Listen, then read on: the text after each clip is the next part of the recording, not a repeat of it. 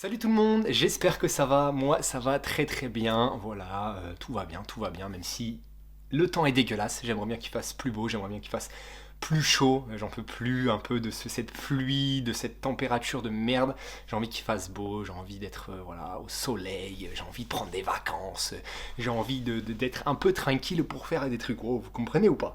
Non, j'espère que ça va, aujourd'hui on va parler de mon petit bilan lecture du mois de janvier, parce que j'ai pu lire en janvier, en décembre j'avais pas la possibilité de lire avec toutes les vidéos que j'avais faites tous les jours, impossible, impossible, impossible, mais en janvier, pas mal de petites lectures, j'ai bien kiffé, donc je vous présente tout ça dans la vidéo, c'est parti. Je commence avec les 4 premiers tomes de Out, donc Out c'était une lecture que j'avais déjà fait auparavant, mais je pense que j'étais jusqu'à la moitié du tome 4, pardon, de ce tome là, et là j'ai été donc à la fin, et à la fin de ce tome 4 là, il y a un bon cliffhanger qui fait que on a envie vraiment de savoir ce qui va se passer, donc vraiment c'était vraiment bien, la relecture était assez cool, je sais que la première fois que j'avais lu j'avais vraiment adoré donc ce Furio, hein, je rappelle un Furio ça se met vachement sur la gueule, ça se met vachement des bonnes patates avec ce petit mec là qui sort de prison et qui doit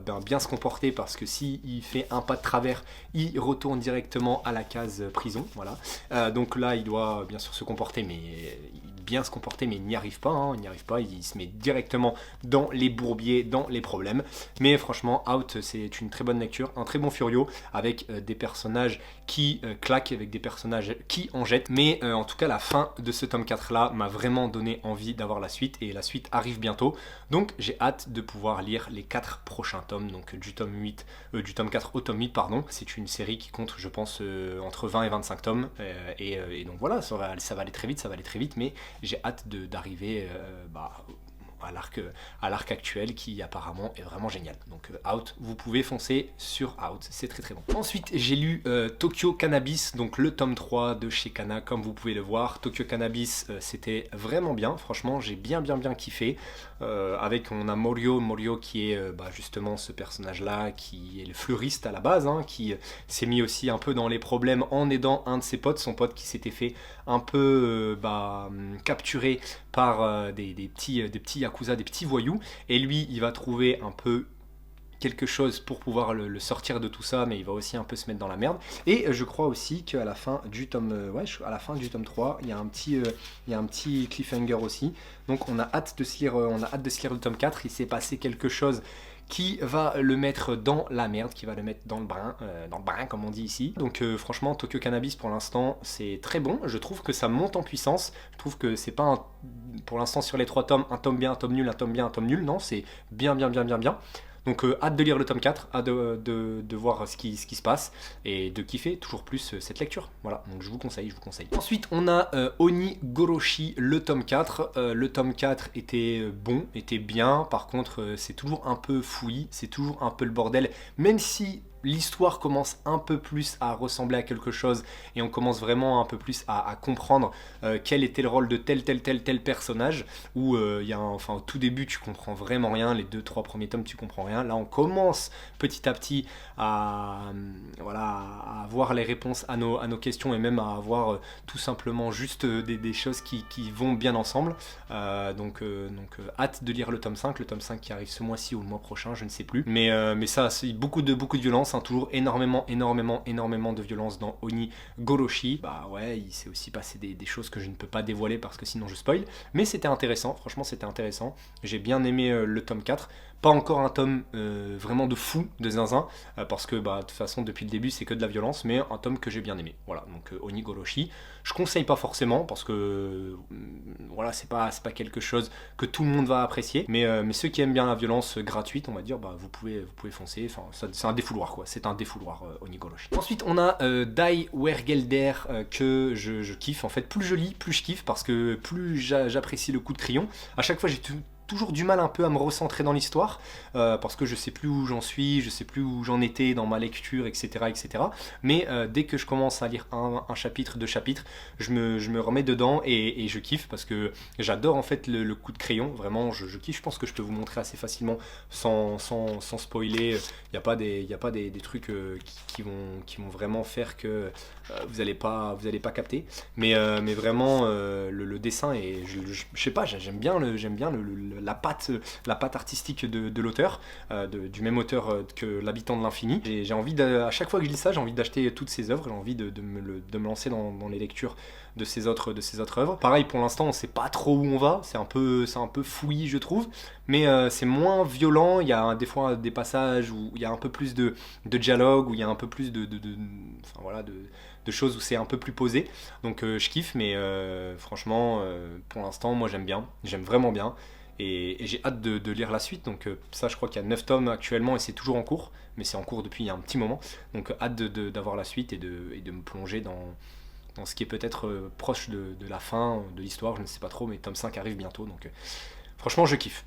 Ensuite on a The World is Dancing, le tome 5, tome que j'ai bien aimé, mais en fait j'ai un problème avec cette série, et ça je le dis depuis le début, et je pensais que ça allait évoluer dans le bon sens, mais en fait ça n'évolue pas, c'est au niveau du dessin. Le dessin est bon, de toute façon je peux vous montrer, ça va pas spoil, enfin je trouve que c'est, voilà, ça suit bien avec justement l'époque qui est voilà, période Muromachi, 1337-36, pardon, 1573, donc ça suit bien avec l'époque, les dessins je trouve que collent bien. Mais par contre, comme c'est un manga normalement centré sur l'art du no, si je dis pas de bêtises, donc un mélange entre la danse et le théâtre, et ben le dessin manque de, je sais pas, de vitesse ou d'action, mais dans le sens où on voit les personnages se mouvoir, dans le sens où on voit les personnages danser, dans le sens où on voit les personnages vraiment kiffer, apprécier la danse, apprécier l'art en tout cas du théâtre et de la danse. Et ça manque vraiment cruellement de ça. Il y a pas des planches qui nous pètent à la gueule, il n'y a pas des planches où on ressent vraiment ce que les personnages font, ce que les personnages kiffent. Mais ça c'est bien dommage, parce que si on avait un coup de crayon vraiment magnifique, style je sais pas, Matsubara, style Tsutomu Takahashi, et bah vraiment on apprécierait encore plus et mieux l'œuvre. Mais ouais, c'est bien dommage, parce que au-delà de ça, dans la description de ce que les acteurs ressentent, dans la description de ce que les artistes qui font justement cet art-là ressentent, et bah tu ressens ça un peu à l'intérieur de toi, mais le dessin n'arrive pas à nous faire encore plus ressentir, quoi. J'arrive pas à trop bien expliquer, mais vraiment ça manque cruellement un bon coup de crayon, quoi. Et c'est dommage, parce qu'on est, le prochain tome c'est la fin, donc bien dommage pour cette série que j'aime pourtant, mais il manque ce dessin là, donc petite déception pour l'instant pour The World is Dancing. On a le tome 3 de Gokurakugai, franchement c'est pas mal, là on a vu pas mal de personnages, je pense que je peux vous montrer le dessin sans aucun problème. On a notre petit héros qui est juste ici, qui subit un petit entraînement bien spécifique, mais on en apprend surtout un peu plus sur les personnages qui sont dans l'organisation de ce mec là, qui est un peu le protagoniste, enfin l'antagoniste de l'histoire. Donc on a vu un peu comment ils étaient, comment ils se comportaient, quels étaient les caractères de chacun dans son petit groupe à lui. Maintenant, à voir ce qu'ils sont capables de faire, à voir voilà, ce qu'ils peuvent perpétrer comme je sais pas, comme problème, comme attentat, je sais pas trop. Mais c'est bien, franchement c'est bien, c'est pas encore non plus fou, mais j'aime bien, c'est ma petite lecture où je sais que pour l'instant je vais pas être déçu, et c'est le cas, je suis pas trop déçu. À chaque fois je m'attends à pas grand chose avec Gokurakugai, donc voilà, je lis ma petite lecture. Pour l'instant c'est pas une recommandation, mais j'aime bien. Franchement j'aime bien. Ensuite on a Crescent Moon Dance with the Monster de Fujita, et je kiffe. Encore plus que 3 tomes, parce que là on est au tome 3, on voit pas trop. Ouais, on voit pas trop, mais on est au 3e tome. Et le dessin est bon, l'histoire est bien, ça suit son cours. Et là, ça va, je pense, un peu accélérer, déjà qu'en termes de rythme, c'est vraiment bien. On a un peu d'action, on a un peu de moments où ça discute plus, et c'est un peu plus posé, où justement notre héroïne essaye d'être un peu plus courtoise, un peu plus, de mieux parler, parce qu'elle va devoir faire protéger en tout cas la reine, donc elle va être dans un ballet de la haute. Elle se rapproche un peu plus aussi d'un autre personnage que je vais pas dire, parce que sinon ça spoil aussi. Mais pour l'instant c'est cool, j'aime bien Crescent-Moon Death with the Monster, et j'ai hâte de voir la fin, de voir, il reste 3 tomes, donc hâte de voir la fin, et j'espère ne pas être déçu, mais c'est Fujita pour l'instant, je pense qu'il sait ce qu'il fait, et il maîtrise toujours un peu ses histoires, donc je suis content, je suis content. Le prochain tome est toujours une très bonne lecture, c'est Aoashi, le tome 25, il y a aussi le tome 26 que je n'ai pas encore acheté, mais le tome 25 était vraiment bon, encore une fois, jamais déçu, Aoashi, c'est trop bien. Je vais pas épiloguer plus, mais lisez Aoashi, c'est vraiment bien. On apprend toujours des nouveaux trucs, on kiffe. Lui, il évolue vraiment bien à chaque fois, et c'est pas en mode ouah, c'est abusé. Non, c'est toujours bien fait, bien maîtrisé. Donc, allez lire Aoashi, c'est du pur kiff. Hop. Tome 2 de Mission in the Apocalypse, et franchement, j'aime bien. J'aime bien. Le premier tome, c'était un tome un peu d'introduction. Je rappelle, on a cette fille-là, qui est pas humaine, mais qui n'est pas non plus un robot, qui n'est pas non plus un alien. On sait pas trop vraiment ce qu'elle est, on sait pas trop d'où elle vient et pourquoi elle a ces capacités-là, parce qu'elle a des capacités quand même, surtout de régénération qui sont incroyables. Elle rencontre deux personnages qui n'ont pas subi, en tout cas, le virus qui touche le monde, et elle doit trouver des survivants, donc là elle en a un peu trouvé, et petit à petit ils vont partir vers un endroit qui peut leur apporter des réponses, donc ils vont un peu se diriger par là. Au niveau du dessin, je peux vous montrer juste quelques petites planches, mais moi j'aime trop, je sais pas pourquoi, j'aime trop l'ambiance, l'univers, j'aime vraiment bien. C'est un manga pareil qui est très posé, où vraiment on se balade dans cet univers un peu post-apo. Il y a un peu d'action de temps en temps, mais franchement j'aime trop. Pour l'instant, j'aime trop Mission in the Apocalypse, enfin, surtout ce tome 2, j'ai vraiment bien aimé ce tome 2. Le tome 1, je l'ai trouvé bon, mais sans plus. Mais ce tome 2, je l'ai trouvé vraiment bien. On apprend un peu plus sur elle, on en apprend un peu plus sur justement le monde qui nous entoure dans le manga, et je kiffe. Voilà, je kiffe. Donc, hâte d'avoir le tome 3, de voir comment ça progresse. Et je pense que ça va faire max 10 tomes. Je vois pas plus que 10 tomes, honnêtement. Donc hâte de voir comment ça se déroule et comment ça se développe, voilà l'histoire. Mais franchement, très cool, très cool. Ensuite, on a le tome 3 de River End Café. J'aime bien. C'est pareil, des fois c'est pas mal de petites histoires, et en même temps, des fois on a un fil rouge qui continue. Et on a des petites choses de temps en temps qui sont un peu paranormales. Enfin, il y a vraiment pas mal de choses dans ce manga, je sais pas, c'est un mélange assez atypique, qu'on retrouve pas partout. Il y a un peu du réel, il y a un peu du surnaturel. Le dessin, moi je l'aime vraiment bien aussi. Franchement, je trouve qu'il fait bien le taf. Et ouais, c'est un peu, je sais pas, il y a pas mal de choses là-dedans. Je pourrais pas vraiment décrire. Il y a plein d'histoires en fait. Dans une seule histoire, il y a plein d'histoires.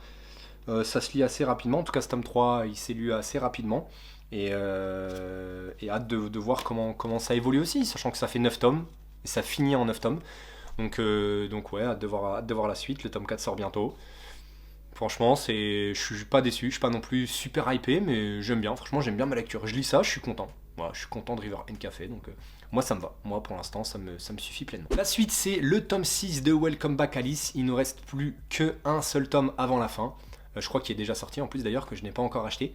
Tome un peu bizarre, un peu spécial, j'ai envie de dire, parce qu'il se passe quelque chose pareil que je ne peux pas dévoiler. Là, je peux pas vous montrer les dessins, mais vous pouvez aller voir mes anciens bilans lecture pour peut-être en voir. Mais Welcome Back Alice, une bonne lecture. J'attends d'avoir la fin pour savoir si Shuzo Oshimi nous a pondu vraiment une bonne série, ou si à la fin c'est nul. J'ai vu un seul avis là-dessus, et apparemment la personne a kiffé. Moi j'attends quand même de voir avant de me prononcer. C'est bien, franchement j'aime bien, mais rien d'extraordinaire. Voilà, on sait pas trop à chaque fois ce que les personnages pensent, on sait pas trop non plus ce qu'ils veulent vraiment. Donc le tome 7 nous en apprendra un peu plus. Voilà, sachant qu'en fait c'est un peu un manga limite autobiographique. Parce que lui il se posait des questions sur est-ce que c'est une fille ou un garçon, est-ce que c'est un peu autobiographique, donc c'est ça qui est aussi plaisant en fait quand tu lis le manga, et à la fin tu lis les deux trois petits tu lis les deux trois petites pages où il parle de lui, et ben voilà, tu comprends un peu plus l'œuvre. Donc c'est ça qui est intéressant. Le tome 12 de MMA, donc Mix Martial Artist, pardon, chez Pika. Donc j'aime bien, j'ai bien kiffé. Là on était sur un petit tournoi d'exhibition, entre guillemets. Notre héros il s'en est bien sorti, elle s'en est bien sortie. Son opposant direct s'en est très bien sorti aussi. Et donc il reste 7 tomes, et ça va être 7 tomes où ça va être le tournoi final. Donc on va voir qui va sortir vainqueur de tout ça. On va voir qui va l'emporter. C'est pas trop parce qu'on apprécie un peu tout le monde. Mais c'est bien. Franchement, MMA, c'est bien. On apprend toujours un peu plus sur les techniques, sur comment s'en sortir, etc., etc. Même s'il faut pratiquer, bien sûr. Mais c'est cool. Rien d'extraordinaire non plus. Je le conseille pas comme un Awashi. Mais je suis pas emporté comme un Awashi. Mais j'aime bien. Franchement, j'aime bien Mix Martial Artist. Donc hâte de voir la suite et la fin, tout simplement. Ça faisait super longtemps qu'on n'avait pas eu des nouvelles de Manchuria Opium Squad. Mais là, on a le tome 14. Et j'ai bien aimé. Au début, pareil, comme ça faisait super longtemps, je me demandais où on en était. Je lis le premier chapitre, je comprends rien. Et après, je me dis, ah oui, si, il y a eu ça, ah oui, si, il y a eu ça, ah oui, si, il y a eu ça. Et franchement, là, c'était un bon tome. C'était un bon tome. On va voir un peu comment ça se développe parce qu'à la fin, on apprend aussi quelque chose. Donc il y a peut-être une association qui peut se faire. Et Cliffhanger aussi à la fin. Cliffhanger où voilà, il y a notre héros qui est peut-être dans la merde, on ne sait pas trop. Donc hâte de voir comment ça évolue. Il y a le tome 15 qui est sorti, je crois aussi, que j'ai pas encore acheté, que je dois aller acheter et lire. Et voilà, moi je suis Opium Squad, là je suis content de ce tome là. Voilà, je suis content. C'est toujours un peu souvent en dents de scie, mais là je suis content de ce tome, donc j'espère que le tome 15 sera un peu dans la continuité de ce tome 14. Et ma dernière lecture du mois, c'était le tome 1 de Demon Destruction de Inyo Asano. Petit tome. Il est assez fin, mais je me suis dit ça va aller vite. En fait, il y a pas mal de dialogues, il y a pas mal de choses. Je l'ai mis à l'envers en plus. Pour l'instant, je sais pas trop en quoi en penser parce que on est encore avec des enfants comme dans mon Nippunpun. C'est pas du tout la même thématique parce que il y a un vaisseau extraterrestre qui stagne au-dessus de la baie de Tokyo. Eux, ils rêvent à certaines choses. Ils rêvent enfin, c'est des enfants, voilà, donc ils sont au lycée quand même. C'est des lycéens, donc ils sont quand même assez grands. On sait pas trop ce qu'ils veulent, on sait pas trop ce qu'ils font. On sait pas trop leur envie, enfin, c'est un peu spécial. Donc pour l'instant, c'est pas flou, mais en même temps, c'est pas concret. C'est bizarre. C'est bizarre. Donc ça part un peu comme Bonnie Poon Poon, même si c'est pas du tout la même thématique. Donc je vous l'avoue, pour l'instant, j'ai un peu peur de cette œuvre-là encore d'Inyo Asano. J'ai toute la série, donc là, je vais un peu enchaîner. Mais j'espère que ça va pas être une purge. Honnêtement, j'espère parce que c'est un peu SF. Mais on sait pas trop ce que font pour l'instant justement le vaisseau au-dessus. C'est bizarre. Franchement, c'est très bizarre. Je sais pas si j'aime, si j'aime pas. J'arrive pas à savoir pour l'instant où est-ce que je mets Demon Destruction. Je sais pas du tout. Je verrai. Je verrai bien, honnêtement. Je sais pas. Bon voilà, j'ai terminé, j'espère que ça vous a plu, j'espère que j'ai pu vous en dire un peu plus sur mes petites lectures. Dites-moi bien sûr en commentaire vos avis sur vos lectures à vous et peut-être aussi des lectures que vous avez pu voir là, s'il y a des choses que vous lisez comme moi et que vous n'avez pas du tout aimé ou si à l'inverse vous avez surkiffé une série que moi j'ai pas trop aimé style The World is Dancing, enfin que j'aime bien, mais je vous dis, il manque un dessin de qualité pour nous faire encore plus apprécier justement l'art du no. Donc dites-moi tout ça comme d'habitude, petite vidéo assez chill pour ma part, et voilà, j'espère que vous kiffez, moi je vous dis à bientôt, salut.